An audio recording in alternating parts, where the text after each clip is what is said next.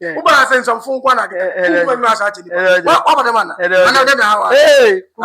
Kuma go no wa. Unni na so bo me meso we ya meso so wo do pa ye. Dey some phone. Ko bi krom po me na me pu me nyina. O ka se Entu ba bo me ana. Ekuma.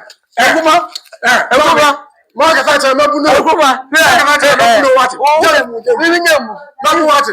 Oye me kokuru no ofo One day in the down. o ga so beti bia bo me. Daddy.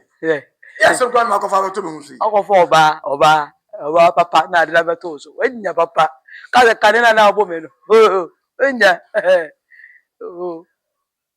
They say me no aduane. Me no aduane ma wonni. Me no so be man kire twam. Ntumi ni bi. Me ko fo ba fo. Na medi nya. Ewan. Me ko fo ba fo. Nkroma. Me ko fo ba fo ba.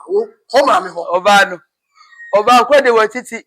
Bolo. Ha. O de hopa hwe. Ko fa bra. Onya papa. Wo bie we. Wo de we. Me nya. Wo wanya sa wo ji mi na. Tu fi ana wo ji mi na. Me de ba pu bia. Otuma. Ana wo ji ko ta sam. Nkroma. Ma me ko ti pa sa chese. Nkroma. Mabu wati. Mabu o. O me. Wo ya mabu o. Mabu o. Wati. No sima konfoku wati. One go we na meku wati. Nkroma so ye oda meku. Wa meku wati. Ago ye meku. Eti ko wati. Ade ji ti se na ma me. Se wo. So meku na to bia. Dey fear no. Meku wati. Mabu wati.